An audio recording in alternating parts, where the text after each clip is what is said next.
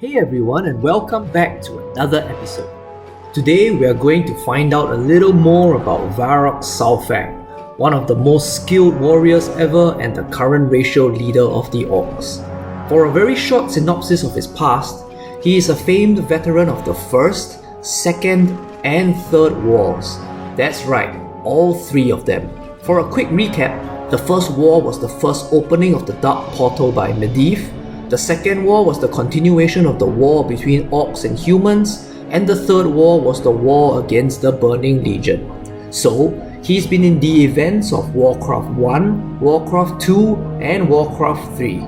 Coming into WoW, he fought the wars in Sinitas in Vanilla WoW, he led the Cochrane in Northrend in Wrath, chopped down a great many Klaxi during the Siege of Orgrimmar and Mopi, played a leadership position in Horde garrisons during WOD, and played prominent roles in several quests and events in Legion. But even though he's had a lengthy story full of achievements lore-wise, not much screen time has been given to him in-game. I really hope that you'll be able to take some of the spotlight in BFA, and I think most would agree with me that he's one of the most popular Orcs, if not currently the most popular Orc in the game bar none. So let's get straight into it. Number 1. Supreme Commander of the Might of Kalimdor. During the Second War of the Shifting Sands, that is, if you remembered, during Vanilla WoW when we had to ring the Scarab Gong outside Ankiraj to open its gates and fight tons and tons of bugs for hours on end, Varok was actually the leader of that entire army.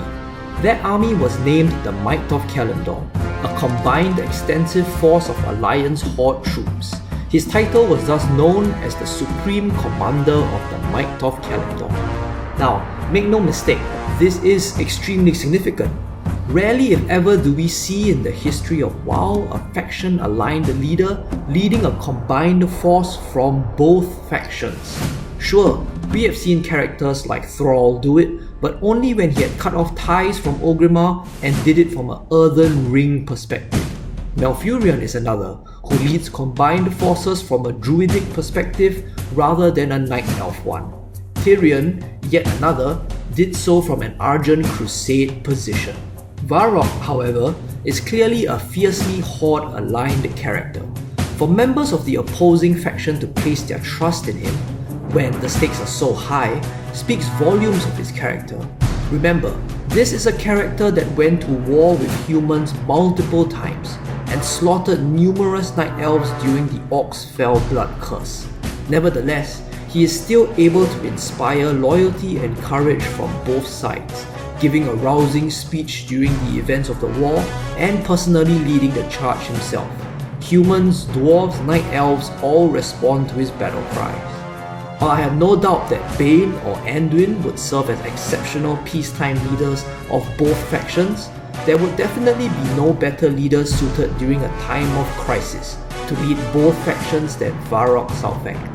As an additional point of trivia, this is why you see him in the 7.3.5 cinematic commenting harshly about Sinitas and that he hates the place.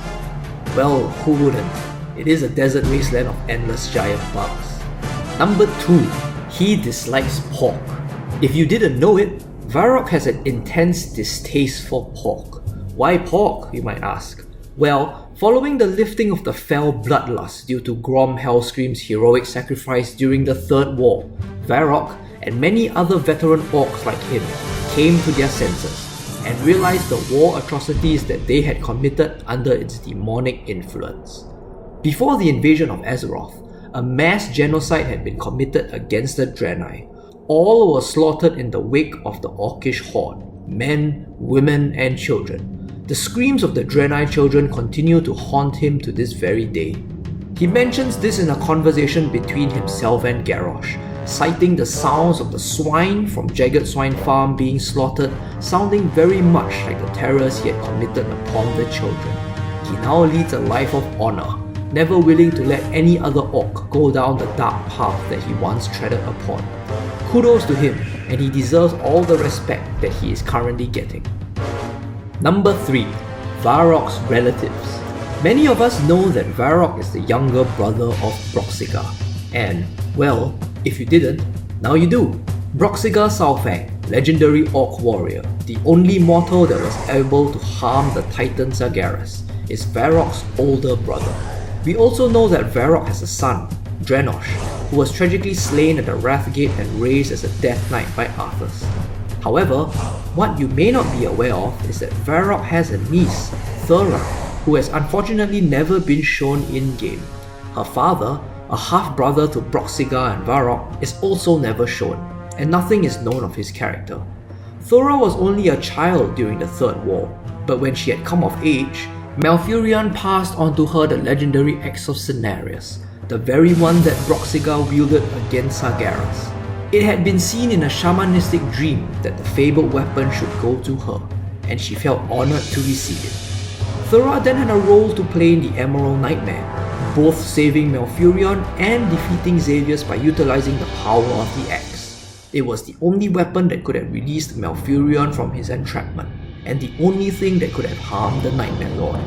She is thus a character of some significance, not only being the wielder of one of the most powerful weapons in the world, but also having participated in events involving major characters such as the previously mentioned Malfurion and Thrall. There has been speculation that she was supposed to appear in Legion in the warrior class hall Skyhold, but never made it to life. With Varok having more significance in battle for Azeroth, who knows, perhaps she will finally have a chance to make an appearance. And there you have it, 3 aspects you might not have known about the current Orc racial leader. He is, without a doubt, one of the most underrated characters in the WoW universe, and I do hope to see more of him smashing Alliance faces in the coming gameplay. Nothing against the Alliance. Thanks for watching, and I'll see you in Azeroth.